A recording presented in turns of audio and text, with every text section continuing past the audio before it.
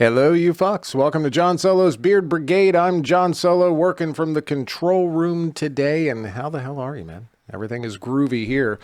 I'm going to do some housekeeping notes, and we'll bring on our guest. I am taking the day off, kinda. I mean, I never really take the day off. It doesn't really work that way. My best intentions today were to be in the booth by 2 and then work up until talk to the beard and then do another session. And I hit a wall.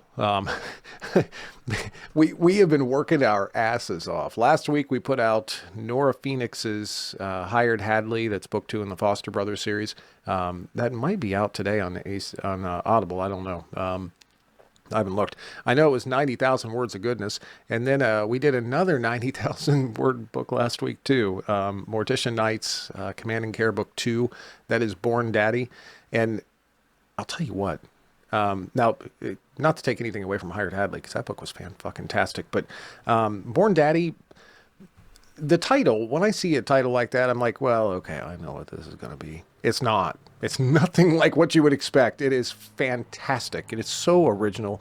And to hear me say something like that about, everybody knows Daddy is not my thing, even though I get hired for a shit ton of Daddy books. I don't know if it's my beard or what the fuck's going on there, but I get a lot of them, which is all good. But I don't know. I'm just not, when I think of Daddy normally. So anyways, I'm not going to, trust me, get that book. Read it if you don't listen to me, if you hate my voice, why the fuck are you watching my show if you hate my voice? But if you, whatever, just get the book. It's worth checking out. That thing was fantastic. That should be out by the end of the week, I would think, on Audible, as long as they're keeping up with the times.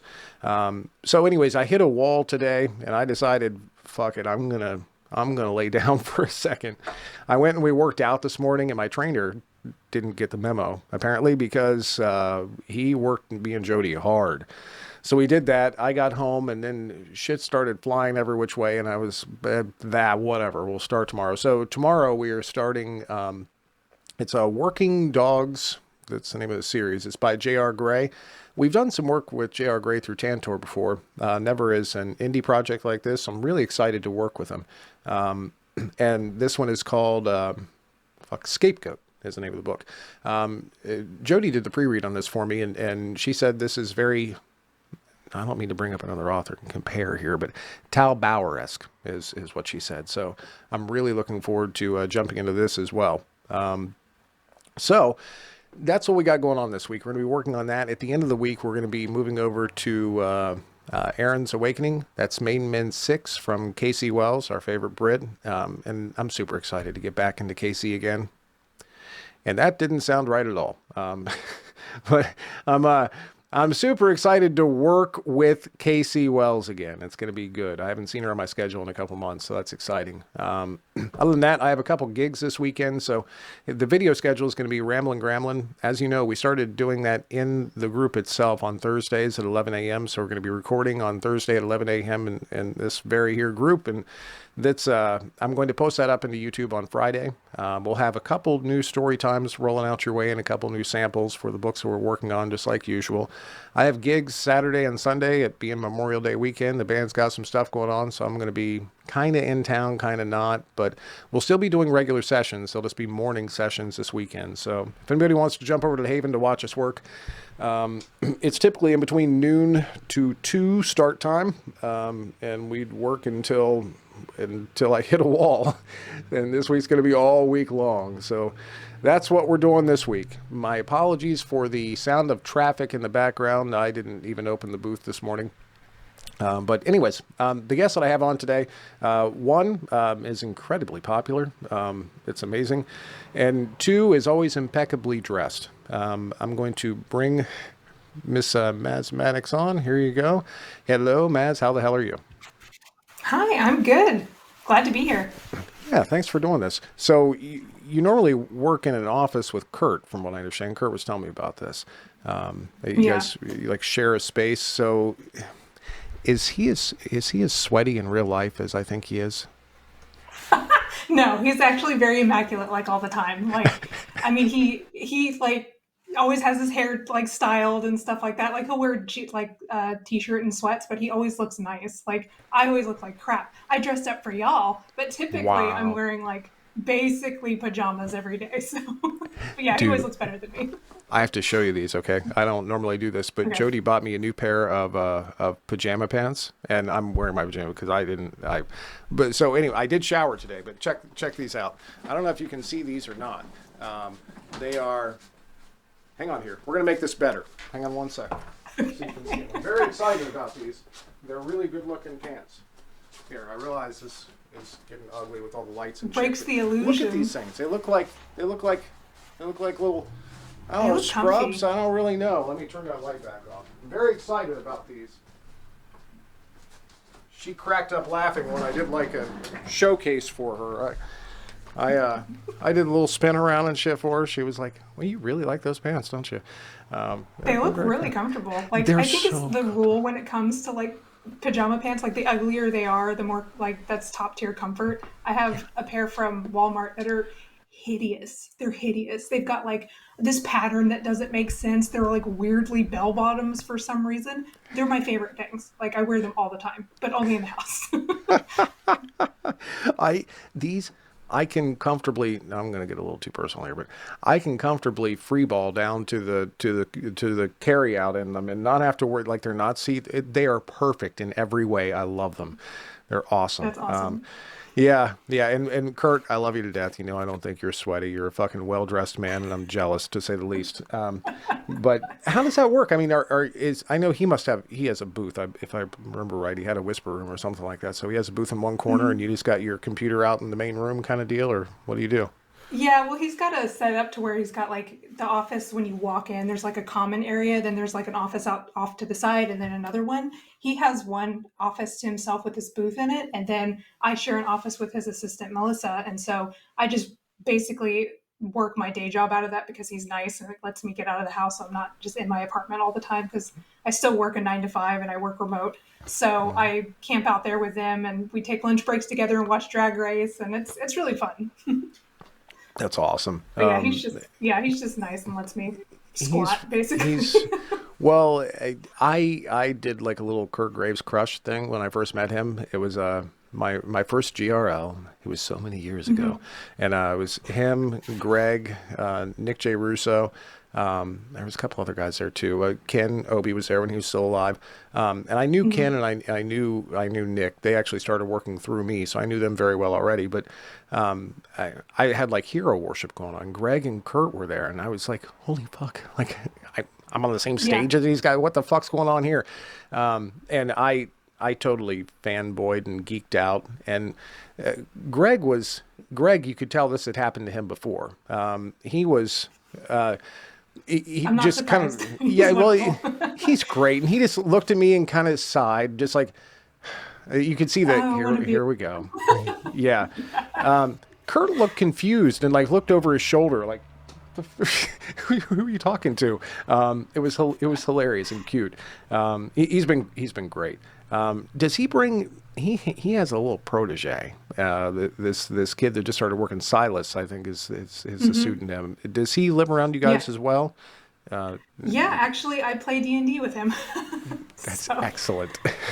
yeah, so Silas is also in the same area as us, and me and my husband and Silas and his wife and his friends me and Alex moved up here in 2020. Yeah, 2020. We didn't know anybody besides Kurt, so then I met Silas, and from there we started playing D&D with his group of friends, and he's a voice actor, so it's amazing to play with him. Like he has his whole character, and the dude who DMs also does like voice acting, so it's this whole awesome experience. Then me and Alex are just some normies hanging out trying to do our best voices.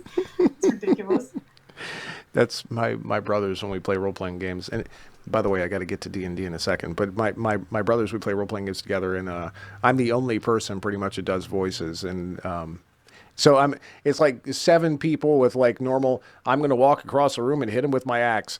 And I'm like, I will walk across the room, and it's a whole, it's a whole, Yes, yeah. So I always get extra experience points just for staying in character the whole damn time. It's that's fantastic. awesome. So what's the type of character you play? Do you play like a rogue, a wizard, or a barbarian? What, I what do you play like? a kobold necromancer, so I'm a very tiny, pissed off little goth lizard rat, and she doesn't like anyone, but she's like forced to hang out with everyone. And I basically just make her the brattiest, gothiest thing possible every time I play, and it's so fun because it's very much far and away from how I am. Like I'm like a FOMO kind of person. Like I always want to be part of the fun, but she is not. So I get to be like this pouty thing for like 2 hours while we're playing. It's really fun.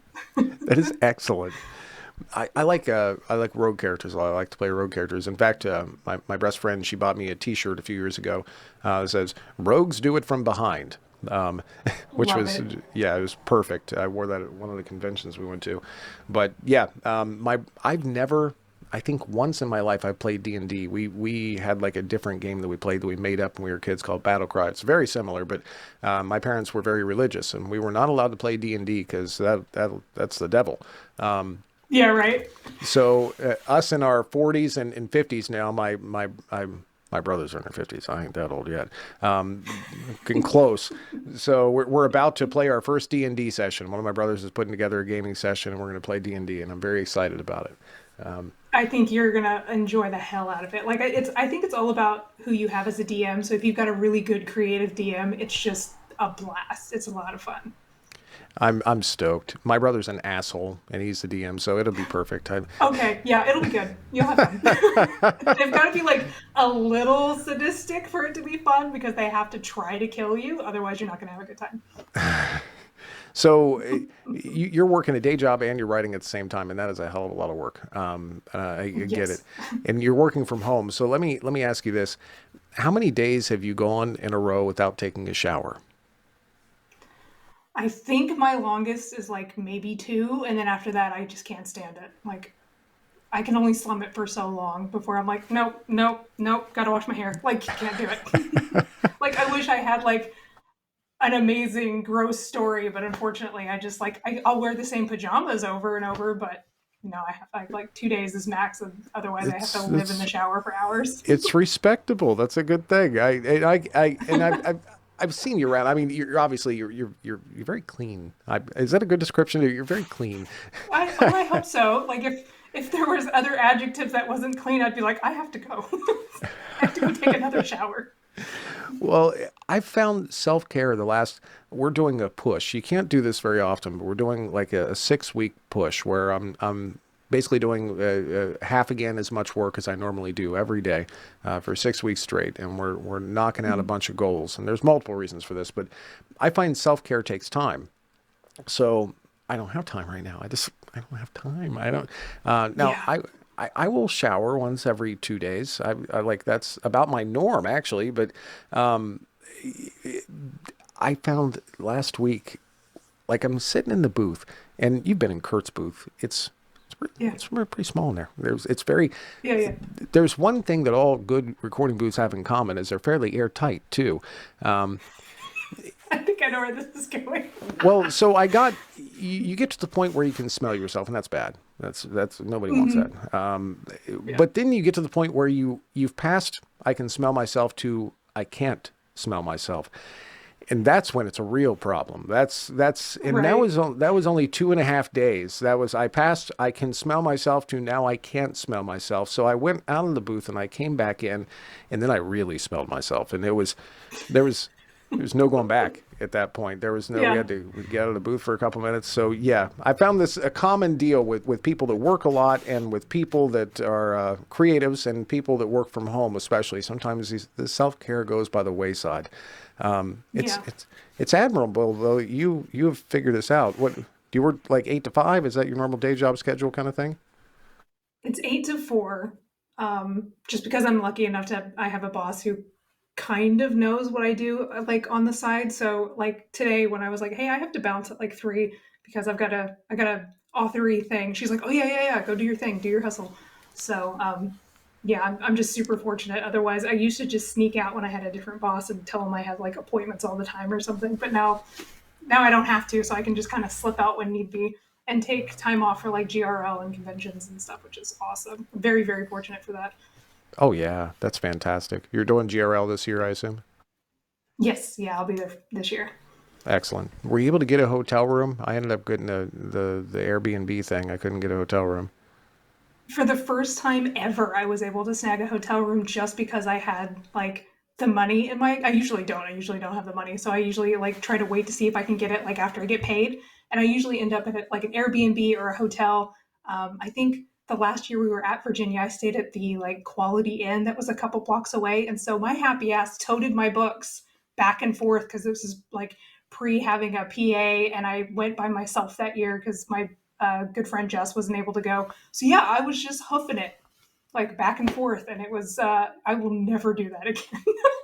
But this year I was actually able to get a hotel, and I was like, oh my god, like I've never actually stayed at the hotel with the convention before, so I'm so excited about it. I'm excited to not, and I'll tell you why. It's coffee.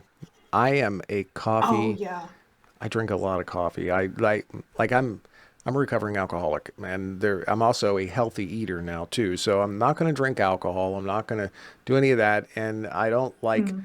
I'm not going to drink sugary drinks. I'm not going to get soda. So my options are water and black coffee. That's what I drink.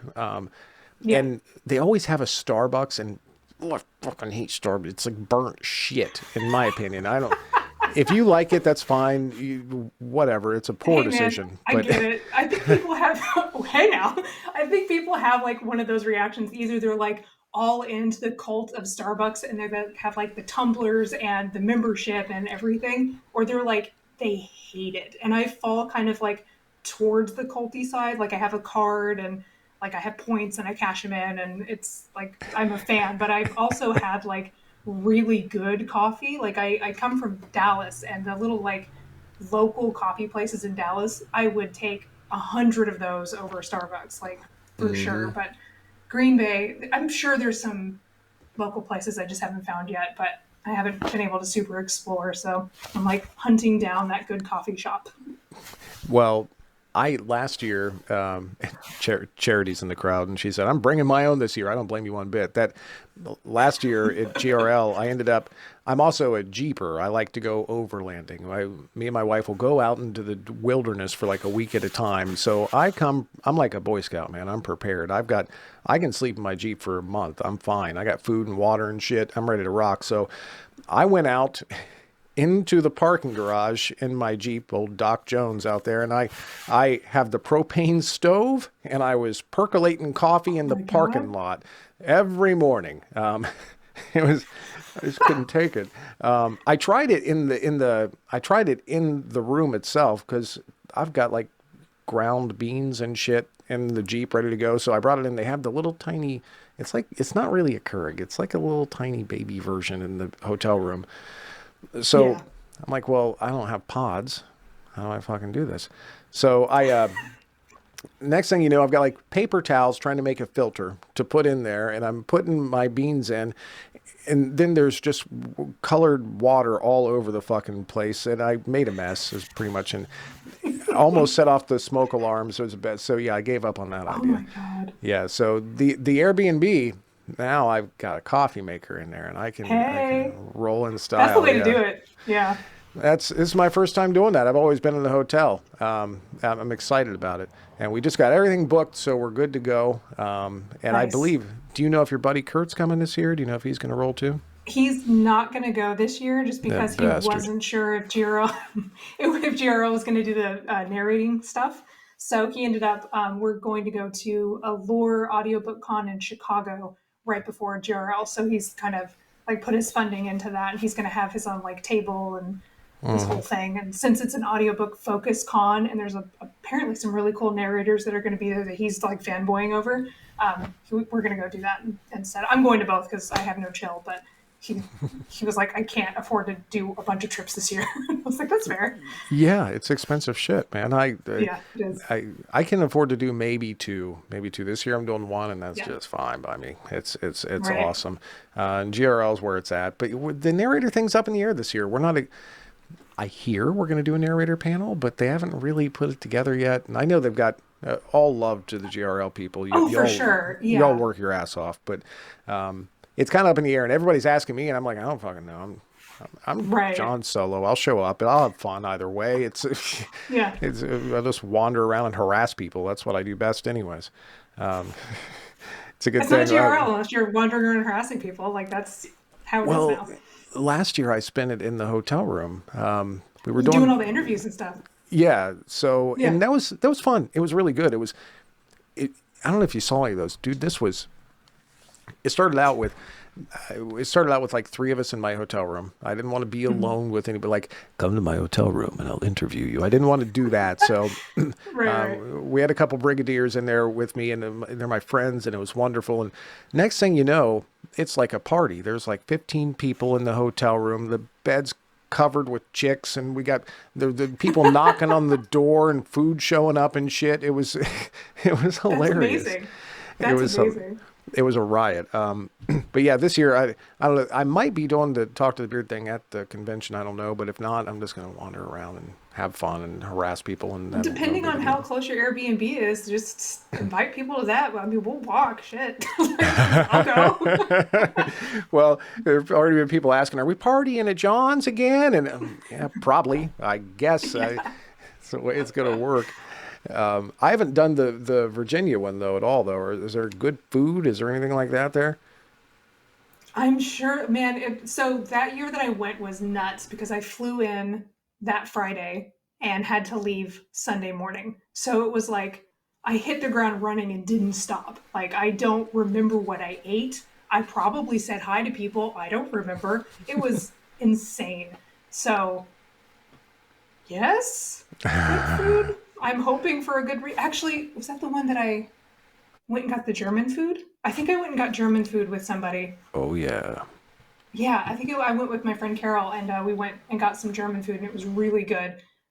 And that's all I really remember, other than just getting like really drunk and going back to the hotel at like 2, and then flying out at 7, and being like, "Why did I do this?"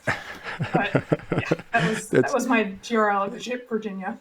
that's what I don't remember much of any of them except for just a whirlwind of like now I know your face, but I'll never remember your name. It's a whirlwind of that. Yeah, I'm bad about that too. Yeah, I'm horrible with it. You say do you have a PA now that works for you too? Yeah, I have Charity who works, Oh, who's my PA, so she's keeps me dude, absolutely sane and that girl gets around. She's You're not wrong. Like she's connected to like all the authors who I mean I adore so many people in our genre, and I consider myself friends with a lot of them. And when I was asking her like who she worked for, she just listed just everyone I knew, and I was like, oh yeah, okay, you're hired. yeah, Like, yeah, it's a no-brainer.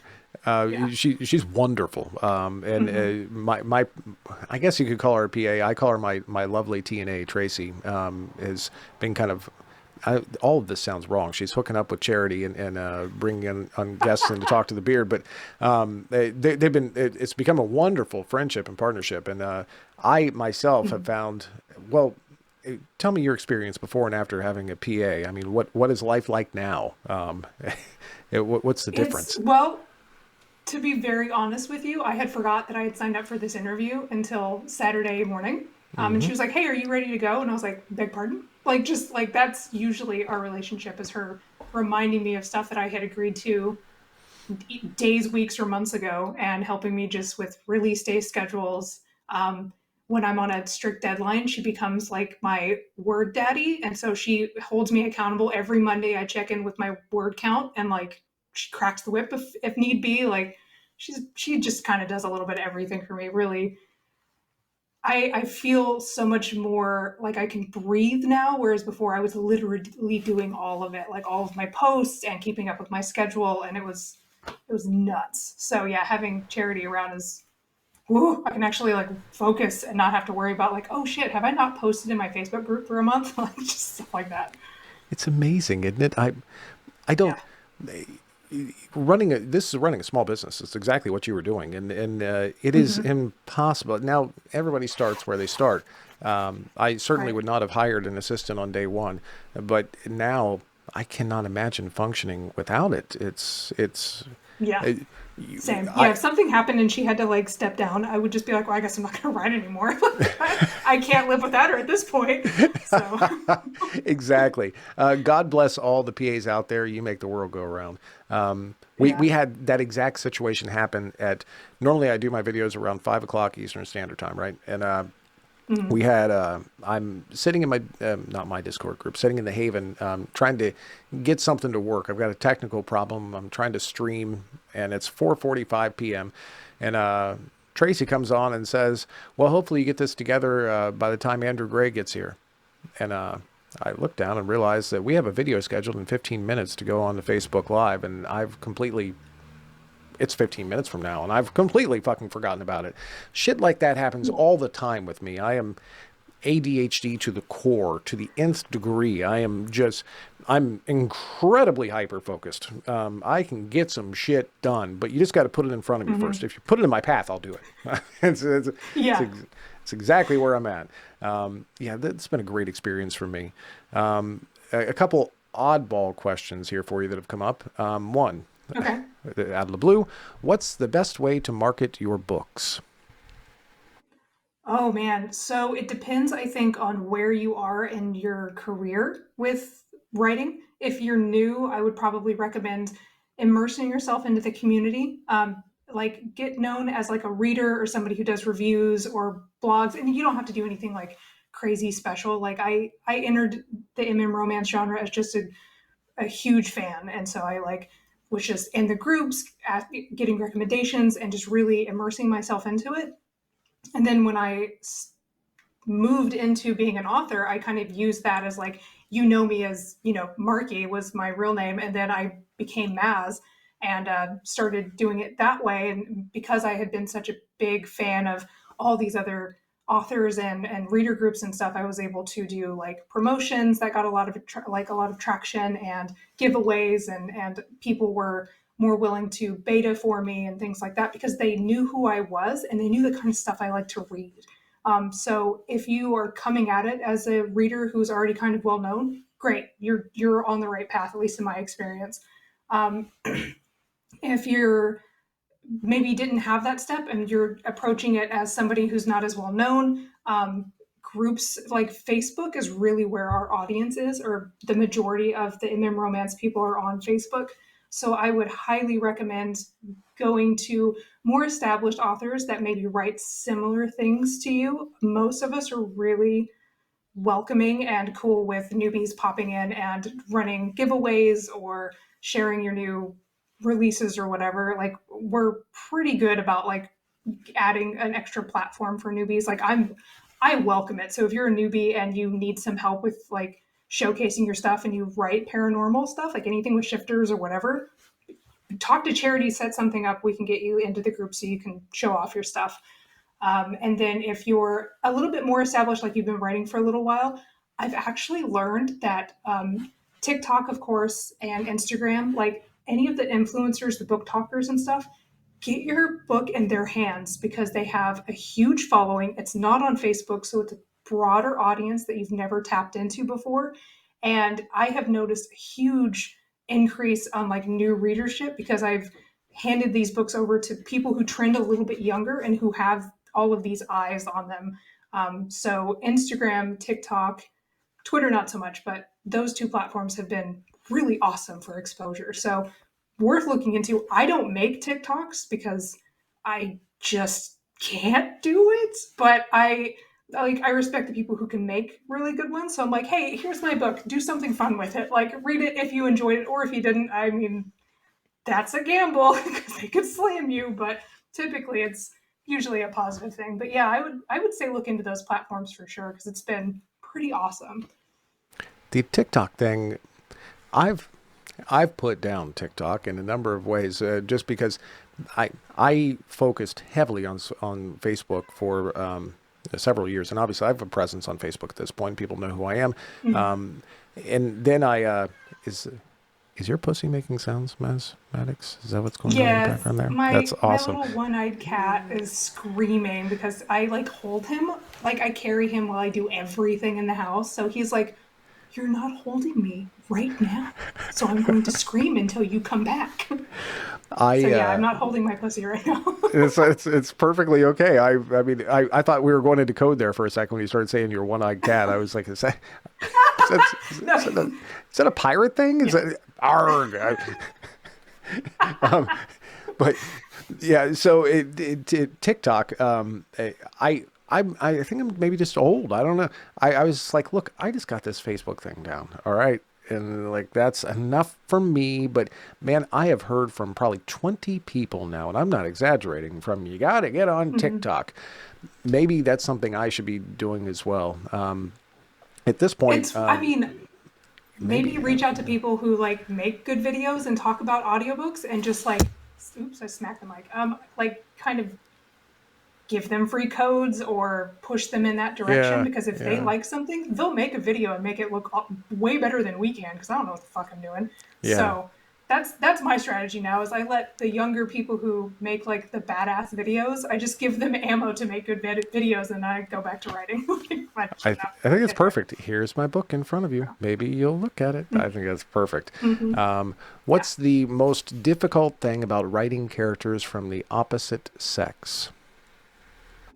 um Man, that's tough. I don't know, because I always approach them as just people and just characters. I've met so many different walks of life that I can't really say this is how, men typically do things, or this is how women typically do things, because every time I think I have that cemented down, somebody comes and just shatters that.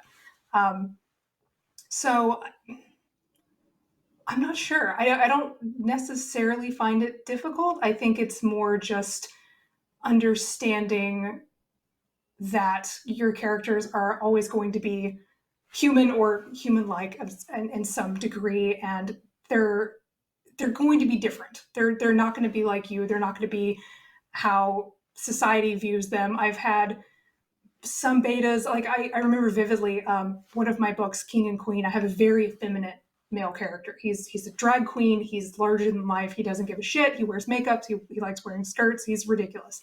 Um, I had I had a couple beta readers be like, I really don't like him. He's too girly. And I had other beta readers being like, I love that he's so girly. Like, it's just, I don't know. You're never going to please everybody. And I think the best thing you can do is just make a good, authentic, character, and whatever gender they are is what they are, at least to me. I don't know if this is a good answer, but like, that's just kind of how I feel about it. Cause like, over the past couple of years, I've kind of like been a little bit more fluid with my gender, like, or my identity for that. Like, I grew up a tomboy. Like, I've always really, really leaned into that. And it wasn't until like my early 30s that I really started to play with feminine stuff, like makeup and dresses. I didn't even wear a fucking dress until I was like maybe 30.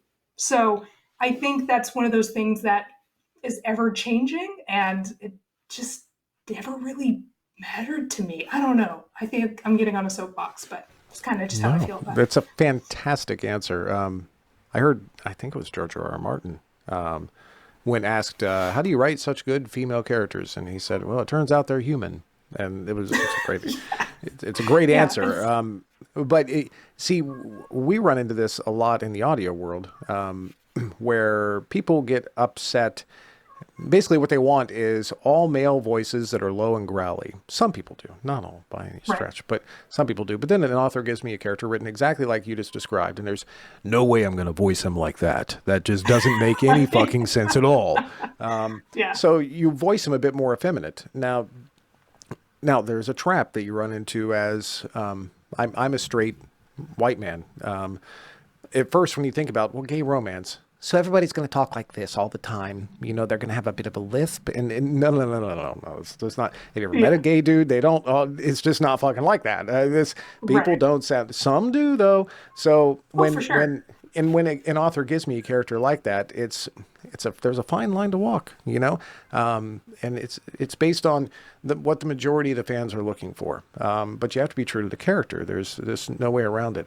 I think that you've hit on an interesting point though, that some, not all, but some of our readers and some of our fans do not want that effeminate character. And the wonderful thing about it is, don't read the fucking book. There's other ones out there. Right. Yeah. It's, Hey, there's plenty of, and I mean, God bless. Everybody loves the big alpha burly males, like, obviously, and there's plenty of that. You've got a treasure trove of big manly men with deep gravelly voices that are waiting for you to experience their stories. but you also have your Blazes and like your more effeminate, crazy, super gay guys who also have their stories who you're going to love for maybe the same reason or a completely different one. Like they're not Mm-hmm. going to always be these big strapping dudes. You're going to have some twinks. Like, come Mm-hmm. on, guys. I fucked with Kurt once with we were doing a dual narration, and he giving me back and forth, and I was just thrilled to like I can work on a book with Kurt Graves. I mean, come Yeah, on, right. man. And we trade voice files back and forth, and his only requisite, because I was doing my work first, his only requisite, he said, just don't do a bunch of low voices, please, because you've heard Kurt. He doesn't exactly have the lowest voice.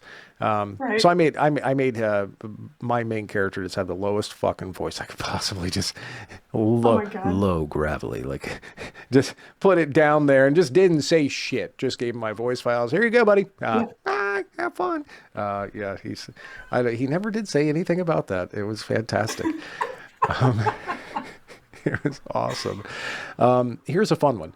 Do you Okay. Google yourself? Have you ever done that?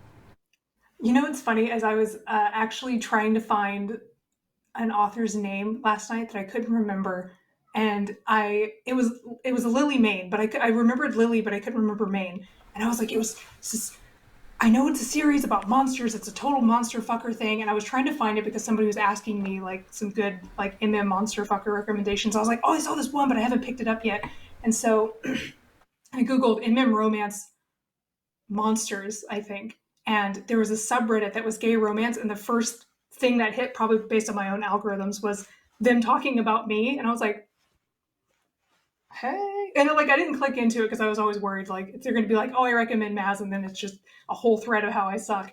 But I was just one of those like I accidentally will stumble upon myself sometimes, and I think it's probably because my phone like I'm working on my website or like whatever. But Mhm. yeah, it floated to the top last night, and I was like, that's kind of cool, like accidental like ego boost. It is fun. I've been in public venues like a restaurant before, um, and somebody has recognized me because of my voice, and Oh, really? that was like mind That's blown kind cool. of thing. Yeah, but just the fact that I don't think about people knowing me. And Yeah, then it same. happens. Yeah. So when you're a GRL, people fucking you're a very popular author. People know who you are. It's it's weird for me walking through a room at GRL and hearing like that's John Solo. Look at that. That's John. Like in the back. Like what the fuck is going on here? What kind of, you know, it's like Yeah. Nick J. Russo when he described GRL to me, he said it best. He was like, "You're gonna be Harrison Ford for 3 days, John. It's gonna be fucking awesome." I didn't believe him, but it is absolutely true. It's fun as shit, because none of us are celebrities actually in our mind. It's none of Right. us. You don't even think about it. The most fun. Are you doing a table this year at GRL? Are you doing the book signing and all that? Yeah, yeah. So I'm doing a feature authored spot this time, which is fun because I'll also get to do like a panel and stuff, which is great because I like talking and being goofy for at least an hour. And then after that, I have to go recover because it's too much energy. But yeah, I'm doing a feature author spot this go round, and I'm pretty excited about it. Have you done one of those before? Yeah, last year we did a humor panel, and it was me, Kelly Fox, Alice Winters, um, oh, I'm such an asshole. And Nev Wilder. I was like, I blanked on the fourth person. It was so mean. Um, and it was really fun. We talked about like humor and romance and how it's important to like kind of celebrate that sex can be funny sometimes, and that should be celebrated. Like everybody can't just always have it hot and heavy. Sometimes there's flubs and it's funny, and it's okay to laugh during sex, basically. And we also did Mad Libs, which was ridiculous. Like we each took snippets from our stuff and we gave it to the audience, and y'all are filthy, and I love it. It was brilliant. And Silas actually read, I think, mine, and of course that just made my whole damn night. So it was pretty great. Well, have you had a moment yet where one of the readers has come up to you and just have you had like that moment where one of them either breaks down or they had something affect them from your story? Do you get that? Have you had it happen yet? Yeah, I haven't in person because I think honestly we would both just cry and it would be awkward for everybody. But I've had people email me or message me. saying that, they read a book at a certain time that was important to them. Or I think my favorite one was I have a lot of people email me saying that I reignited their love for dinosaurs, which I've always been like a paleontology geek. So when I get those messages, I'm like, this is just the best thing is when people are like, I always loved dinosaurs, but I haven't really been into it in my adult life. But now I've been like Googling all the dinosaurs you're talking about, and I'm watching this and this and this, and I'm back into it now. And I'm like, yes, like I want to convert more women into paleontology stuff, even if you're just like passing fans. Like, yes, I love it. Dude, that's awesome. You were like Ross from Yeah. Friends. This is fantastic. Basically, yeah. Yeah, I do that with tech shit. And people are in the crowd right now. Dinosaurs are awesome. That's hilarious. Go you Yes. though, man. It's awesome. My favorite one ever. Hang on, I got a fucking motor.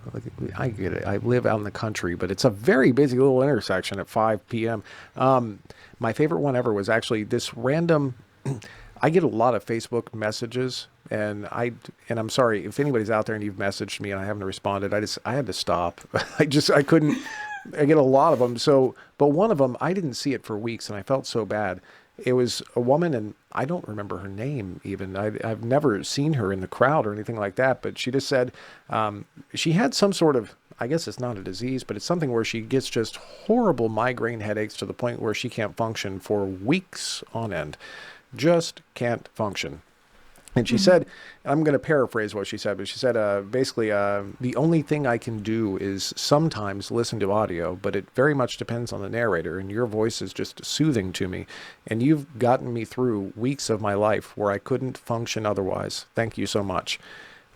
And it just broke me to think that people like you, your stories, I get the opportunity just to do that in the first place. It's a dream. It's a dream come true. But then on top of that, to be able to, between a story that somebody like you wrote and a story that somebody like me gets the opportunity just to read in the booth for a few hours a day, to affect somebody's life like that, it's just unreal. It broke me. I very rarely has a Facebook message ever made me cry. That one did. It broke me.